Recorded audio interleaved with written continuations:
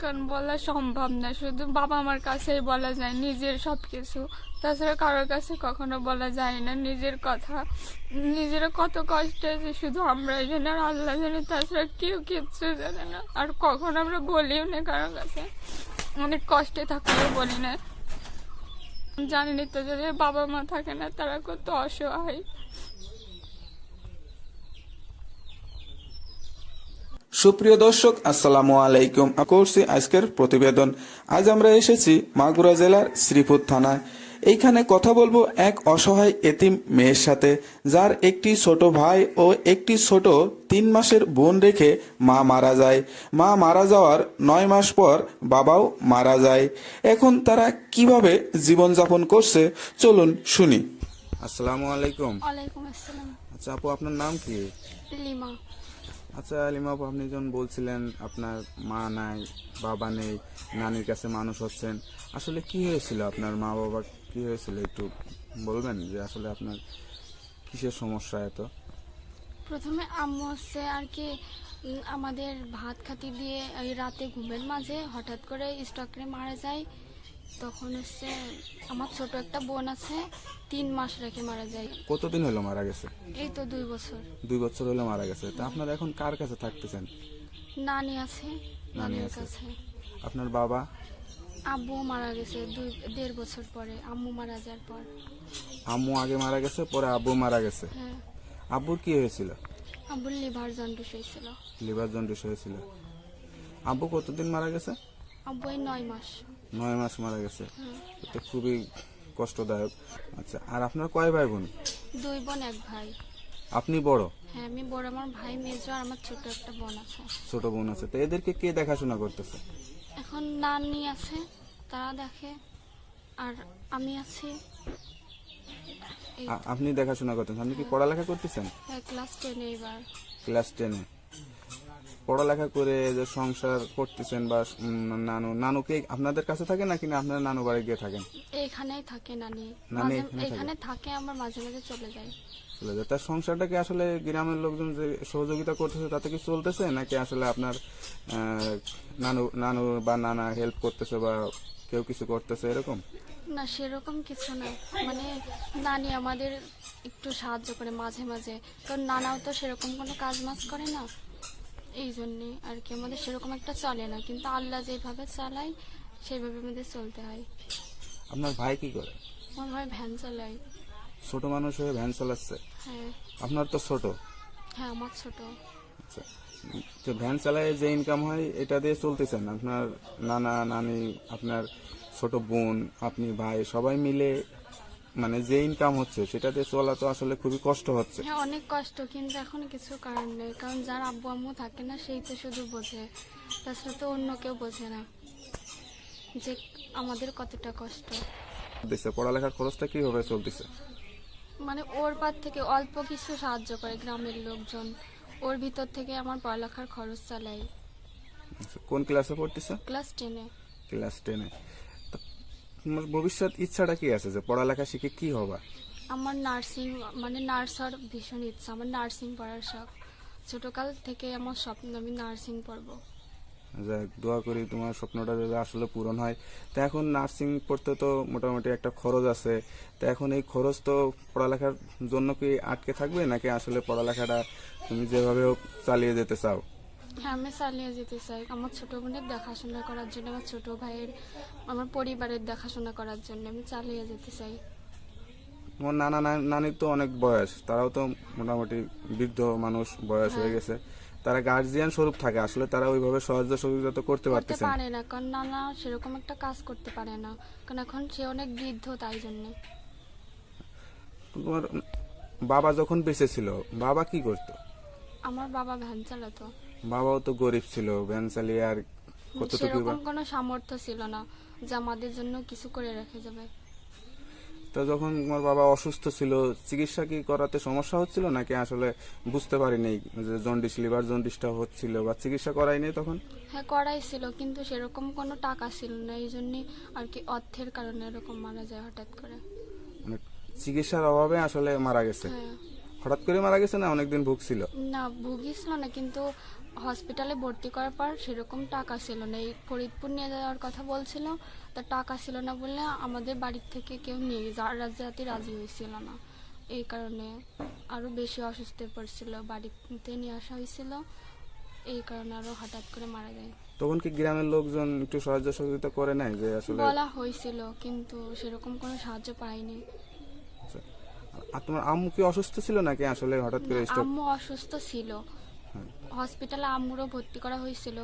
আম্মুরও ফরিদপুর নিয়ে যাওয়ার কথা বলছিল, যদি ওইখানে নিয়ে যেয়ে যদি না ঠিক হয় পরে ঢাকা নিয়ে যাওয়ার কথা বলছিল, কিন্তু সেরকম কোনো টাকা নেই আমাদের কাছে, তাই জন্য নিয়ে যাওয়া হয়েছিল না। আম্মু কি সমস্যা ছিল? আম্মুর হচ্ছে ওই শ্বাসকষ্টের সমস্যা ছিল। শ্বাসকষ্টের সমস্যা ছিল, সেটার কারণে মানে চিকিৎসা করাতে পারছিল না বা চিকিৎসা হওয়ার মতো সমর্থন ছিল না। হ্যাঁ, এই জন্য আর কি হঠাৎ করে মারা যায় ঘুমের মাঝে। তার রক্ত ছিল না গায়ে, মুখে তো শরীরে রক্ত ছিল না, রক্ত স্বল্পতার কারণে। হ্যাঁ, রক্ত দিতে বলছিল কিন্তু সেরকম রক্ত মিলছিল না, তাই জন্য আর কি দেওয়া হয়েছিল না। যখন তোমার আম্মু মারা যায় তোমার ছোট বোনটা একদমই ছোট ছিল, কয় মাস? 3 মাস 3 বয়স মাস ছিল। বয়স ছিল। তো তাকে কিভাবে তুমি মানুষ করছো? মানে যখন ছোট ছিল তখন আমি আর কি দেখেছি, সেরকম একটা দেখতে পারতাম না, আরও আমার কাছে থাকতে চাইত না, সেরকম শুধু কান্নাকাটি করতো।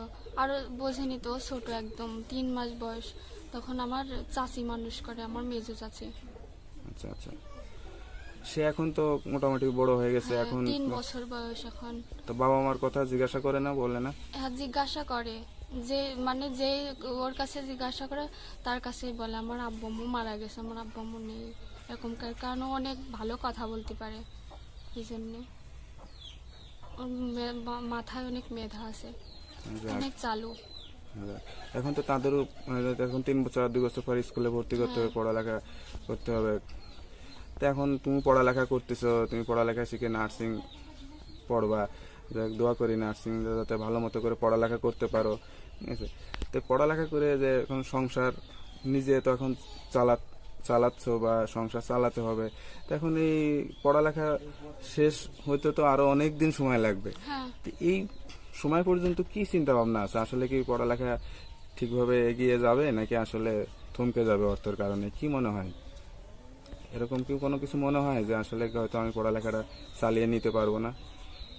মনে হয়, কিন্তু এখন কি করব, শুধু সেইটাই ভাবতেছি যে কি করব, কারণ অর্থের অনেক সমস্যা, আমাদের সেরকম কোনো টাকা পয়সা নেই। আচ্ছা, এই যে এই প্রতিবেদনটা ইউটিউবে অনিয়ার হবে, এই প্রতিবেদনটা অনেক মানুষে দেখবে, তাদের কাছে কোনো কিছু বলার আছে বা কি চাওয়া পাওয়ার আছে? একটু যদি বলো আর কি, যে তোমার ইচ্ছাটা বা মানুষ কিভাবে হেল্প করতে পারে, তোমাকে সাহায্য সহযোগিতা করতে পারে, কি বলতে চাও? আমার অর্থের সমস্যা, আর আমার অনেক স্বপ্ন নার্সিং করার, তাই আমি নার্সিং পড়ালেখা শেষ করতে চাই, আমি নার্স হতে চাই। আপনারা যদি আমাকে অর্থ দিয়ে সাহায্য করতে পারেন তাহলে আমি আমার পড়ালেখার খরচটা চালিয়ে নিজের পায়ে দাঁড়াতে পারি এবং যোগ্যতা অর্জন করতে পারি। এখন এখন যে সাহায্য সহযোগিতা করতেছে তারা আসলে মানে কতদিন করবে সেটা কি বলছে, বা কত পর্যন্ত করবে বা কতদিন এভাবে চলতে পারবা, সেরকম কোনো কিছু কেউ ধারণা দিছে? না, সেরকম কেউ কিছু বলি নাই আমাদের। তাই হ্যাঁ, যে স্কুলে পড়ালেখা করতেছো ওইখানে টাকা পয়সা তো লাগে, তো সেইখানে কি মানে তোমার সুযোগটা কিভাবে হচ্ছে? ওই খরচটা কি স্কুল থেকে কোনো বেয়ার করতেছে না গ্রামের লোকজন করতেছে? মানে আমার স্কুল থেকে সেরকম আসা যাওয়ার খরচ দেয় না, শুধু ওই ভর্তির ফিটি দেয়। আর মানে ভর্তির ফি আমার লাগে না, এমনি ভর্তি করে নেয় স্যাররা, আর ওই কিছু গাইড, গ্রামার আর কি যা লাগে এইগুলো দেয়। তাছাড়া কোনো খাতা কলম পেন্সিল এগুলো কেউ দেয় না, আমার নিজের থেকে কেনা লাগে। না, আদার্স খরচ নিজের দিতে হয়, হ্যাঁ। স্কুলে যেটা খরচ সেটা স্কুল একটু বেয়ার করে। যে এইগুলোই। তোমার যে বাবা ছিল, তাদের পরিবারের যারা ছিল তাদের কি অবস্থা? তারা কি কোনো সাহায্য সহযোগিতা করতে পারে নাকি তাদেরও অর্থের সমস্যা বা তারা? তাদেরও অর্থের সমস্যা, তারা আমাদের সেরকম কোনো অর্থ দিয়ে সাহায্য করতে পারে না।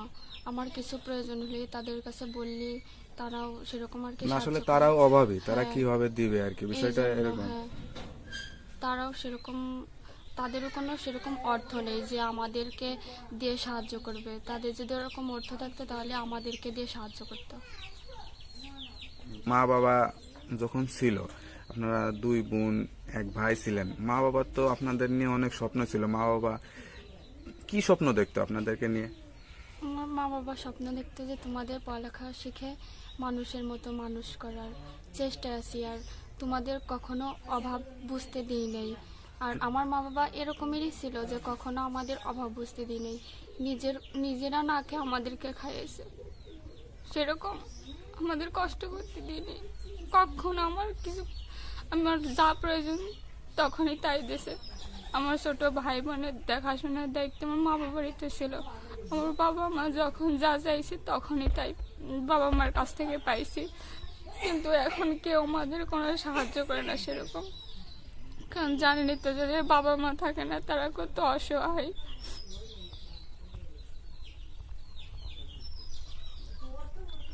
বাবা মা চাওয়াটা তো আর কেউ পূরণ করতে পারে না, বা কারোর কাছে তো আসলে ওইভাবে বলতেও পারো না। কারণ বলা সম্ভব না, শুধু বাবা মার কাছেই বলা যায় নিজের সব কিছু।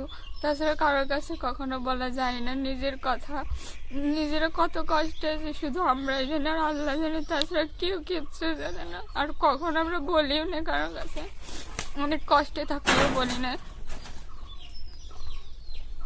কষ্টের কথাগুলো এইভাবে আসলে মানুষকে বলে বোঝানো যায় না, মানুষ কতটাই বা বোঝে। হ্যালো ভিউয়ার্স, আপনারা শুনতেই পারছেন এক অসহায় মেয়ের কান্না, অসহায় মেয়ের কষ্টের কথাগুলো। কেউ যদি তার একটু পাশে দাঁড়ান, কেউ যদি একটু সাহায্য সহযোগিতা করেন, তাহলে তার ইচ্ছাটা সে পূরণ করতে পারবে। তার ইচ্ছা পড়ালেখা শিখে নার্স হওয়া, ঠিক আছে, নিজের সংসারটা মানে ধরে রাখা, নিজের ভাই বোনদেরকে যাতে সে মানুষ করতে পারে, এইটা তার স্বপ্ন। তো সবাই একটু তার জন্য সাহায্য সহযোগিতা করুন, তার স্বপ্নটা যাতে পূরণ হয়, সে যাতে একটু সুন্দর মতো করে চলতে পারে, এইটাই তার চাওয়া পাওয়া। তার বেশি চাওয়া পাওয়া না, নিজের যোগ্যতা দিয়েই নিজে চেষ্টা করে এগিয়ে যেতে চায়, নিজের পায়ে দাঁড়াতে চায়। যার দুনিয়ায় মা বাবা নেই তার কেউ নাই।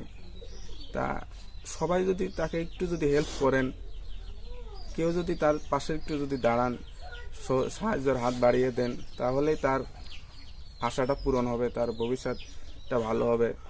অনেক কিছুই বলতো মা বাবা, অনেক সময় তো রাগ বাগ করে, মারধর করে, এরকম কোনো কিছু স্মৃতি মনে পড়ে যে মা বাবা আমার উপরে এরকম রাগ করছে, বা অনেক ভালো মুহূর্ত থাকে, ভালোবাসা দিচ্ছে, এরকম কোনো কিছু তো মনে পড়ে, অনেক কষ্ট লাগে, সেরকম কোনো স্মৃতি মনে পড়ে? হ্যাঁ মনে পড়ে।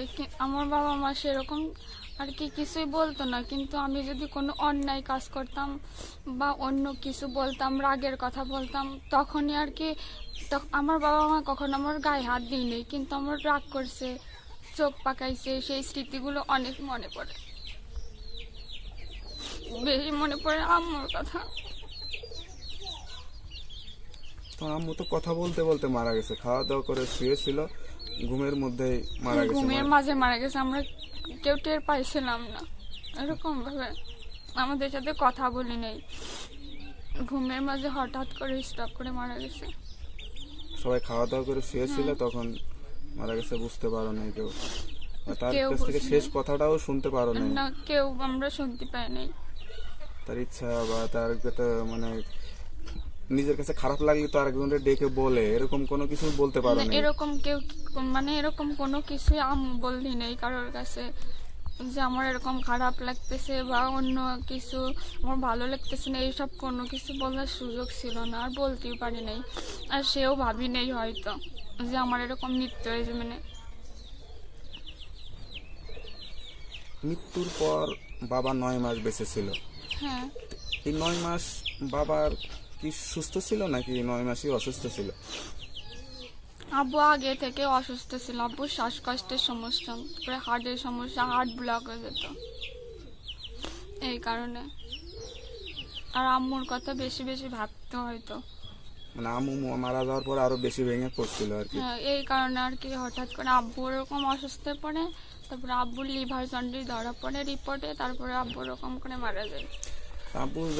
তোমার আব্বু যখন মারা যায় বা তোমার আব্বু যখন অসুস্থ ছিল, তোমাকে ডেকে এরকম কি কোনো কথা বলেছে যে আসলে আমি বাঁচবো না, মারা যাব, তুমি আমার বড় মেয়ে, এই সন্তান দুটো তোমার উপরে থাকলো, তুমি দেখো রেখে, এরকম কোনো কিছু মানে বলছে মনে হ্যাঁ, পড়ে? আব্বু কথা বলতে বলতে মারা গেছে। আব্বুর কাছে আমি সব সময় থাকতাম, আর আব্বু বলতো আমি বেশি দিন বাঁচবার না, আর তুমি আমার হচ্ছে আদরের একমাত্র মেয়ে, তোমার দেখাশোনার দায়িত্ব অনেক, তুমি সবার থেকে বড়, তাই তোমার ছোট বোন ভাই বোনের তোমার কাছে রেখে গেলাম, এখন থেকে তোমার দেখা দেখতে তুমিই দেখবা। এরকম কথা বলতে বলতে হঠাৎ করে মারা যায়। হ্যালো ভিউয়ার্স, শুনছেন একটা মেয়ের করুণ কিছু কথা, কষ্টের কিছু কথা, যেগুলো শুনলে নিজের কাছে কষ্ট লাগে বা আপনাদের সবার কাছে কষ্ট লাগতেছে। বুঝতেই পারতেছেন, মাত্র ক্লাস 10-এ পড়ে, এই বয়সে তার মা বাবা সবাইকে হারিয়ে সে কতটা অসহায় জীবনযাপন করছে। তার ছোট বোন, ছোট ভাই, তার বাপ মার কথাগুলো মনে পড়লে তার কষ্টে চোখে পানি চলে আসে, আপনারা দেখতে পাচ্ছেন। আসলে ভাগ্যের পরিহাস কেউ আসলে বলতে পারে না, নির্মম পরিণতি কার কপালে কখন কি হয়।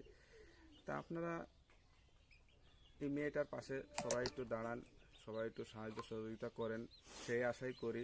ঠিক আছে, আর কিছু বলার আছে? আমার আর সেরকম কিছু বলার নেই, যা ছিল বলছি। আচ্ছা আপু, তাহলে ভালো থাকবেন। আসসালামু আলাইকুম। ওয়ালাইকুম আসসালাম।